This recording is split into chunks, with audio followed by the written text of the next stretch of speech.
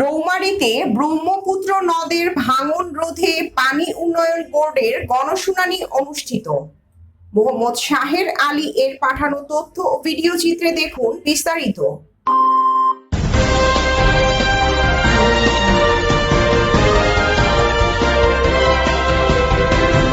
একমাত্র কারণ হচ্ছে অবৈধভাবে বালু উত্তোলন। কুড়িগ্রাম জেলার মধ্য দিয়ে প্রবাহিত ব্রহ্মপুত্র নদের বাম তীরে ভাঙন রোধে বাংলাদেশ পানি উন্নয়ন বোর্ডের চলমান প্রকল্প ও প্রস্তাবিত নতুন প্রকল্প নিয়ে এক গণশুনানি অনুষ্ঠিত হয়েছে। সোমবার ৩ ফেব্রুয়ারি বেলা ১১টার দিকে কুড়িগ্রাম জেলার রৌমারী উপজেলার ফলুয়ারচর নৌকাঘাট এলাকায় এ গণশুনানির আয়োজন করা হয়। উক্ত গণশুনানিতে প্রধান অতিথি হিসেবে উপস্থিত ছিলেন মোহাম্মদ আহসান হাবিব, তত্ত্বাবধায়ক প্রকৌশলী, সার্কেল অফিস, রংপুর।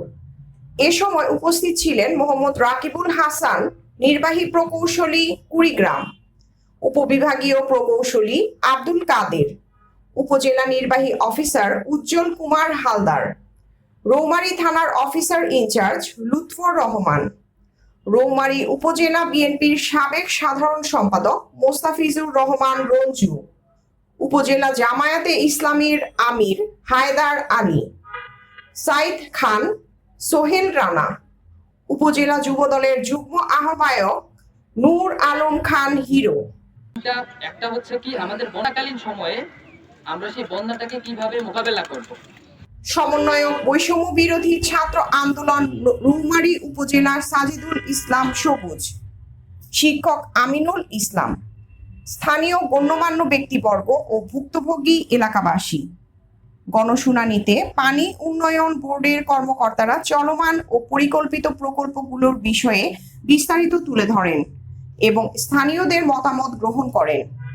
বক্তারা ব্রহ্মপুত্র নদের ভাঙন প্রতিরোধে দীর্ঘমেয়াদী পরিকল্পনা গ্রহণ ও বাস্তবায়নের গুরুত্ব তুলে ধরেন।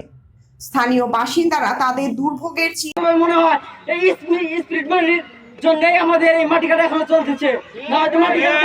থাকবো আমরা সবাই বাস্তব করুন বাড়ি সবুজ নদীর কাছারের মধ্যে আমার একটি সরকারি প্রাথমিক বিদ্যালয়, একটি হাই স্কুল এবং একটি বাজার রয়েছে, সেটি অত্যন্ত ঝুঁকির মুখে যদি কাজ না করা চলমান এখনো চিত্র তুলে ধরে দ্রুত কার্যকর পদক্ষেপ নেওয়ার দাবি জানান।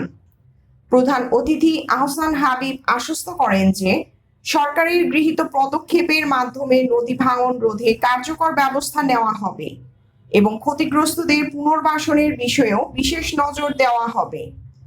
উল্লেখ্য, ব্রহ্মপুত্র নদের ভাঙনের ফলে প্রতি বছর রৌমারী উপজেলা সহ কুড়িগ্রাম জেলার অনেক পরিবার তাদের বসত ভিটা ও ফসলি জমি হারিয়ে নিঃস্ব হয়ে পড়েছে।